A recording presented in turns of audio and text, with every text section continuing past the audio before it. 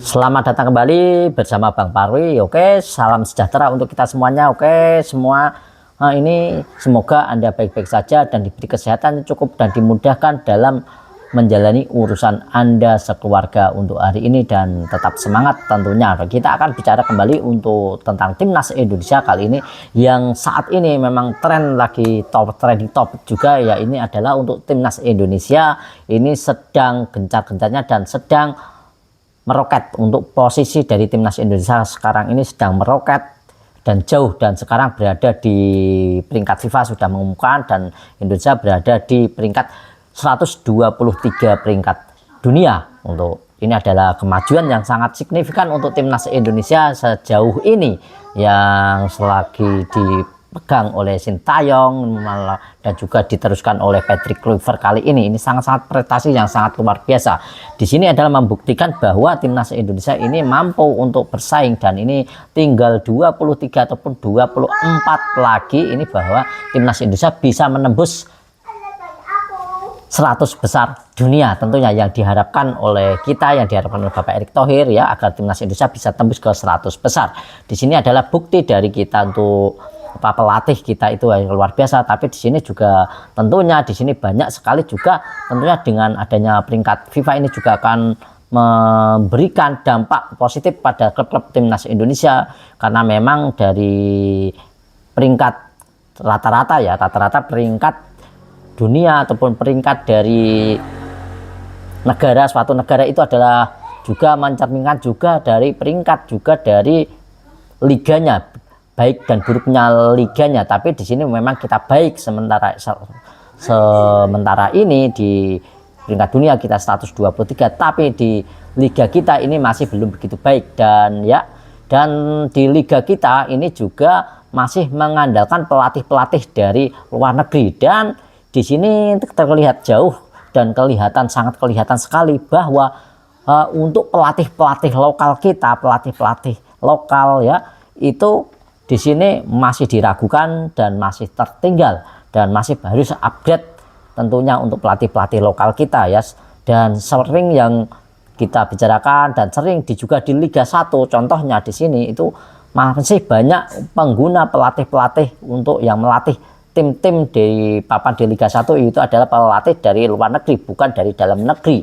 Dan di sini membuktikan bahwa pelatih-pelatih Indonesia ini juga memang belum mendapatkan kepercayaan dan belum begitu baik, bukan tidak baik, tapi belum begitu bisa bersaing tentunya di sini ya. Kenapa? Dan jika karena memang di sini banyak unsur yang membuat ragu untuk pelatih-pelatih dari lokal ya, tergantung di apalagi untuk isu-isu yang lain ini, terutama juga isu-isu banyak isu-isu untuk yang namanya pemain titipan lah dan lain sebagainya. Memang di sini juga itu juga masih terjadi di negara kita, di liga kita, bahwa itu ada pelatih titipan, nah ataupun di pemain titipan, dan asalkan kemungkinan besar juga masih istilahnya masih mau uang lah intinya, maka itu bisa memasukkan si A si B, pelatih A pemain A pemain B, asalkan dibayar ini akan dimasukkan dalam skuad. Nah itu dia.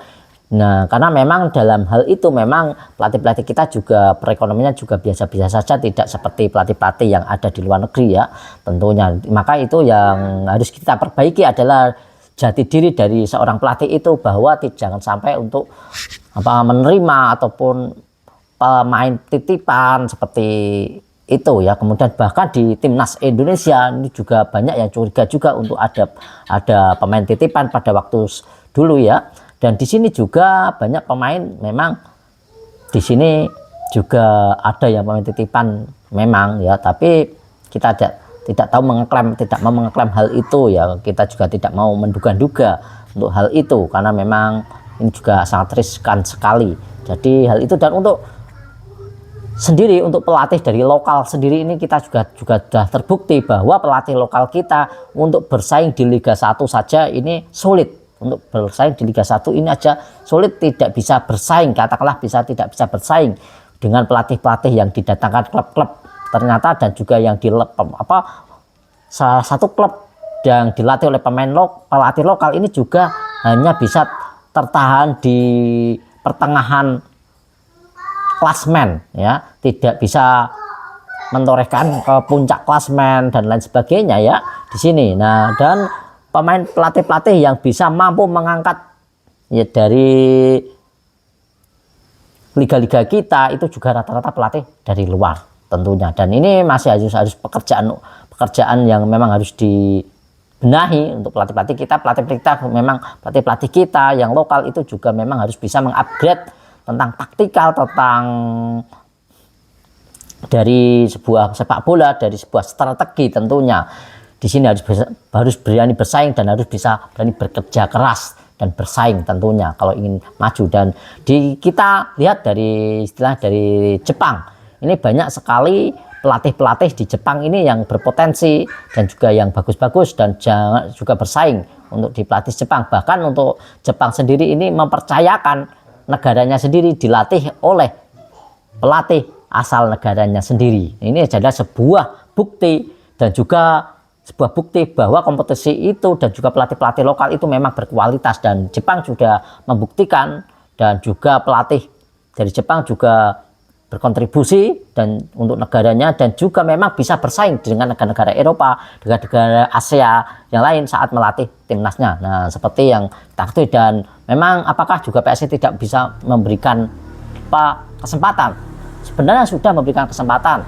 Misalnya contohnya seperti kemarin juga ada Bima Sakti, ada coach Bima Sakti dan juga coach Indra Safri juga diberikan kesempatan, tapi saat masuk ke Asia, pertandingan ke Piala Asia ini tidak bisa berkutik, hanya bisa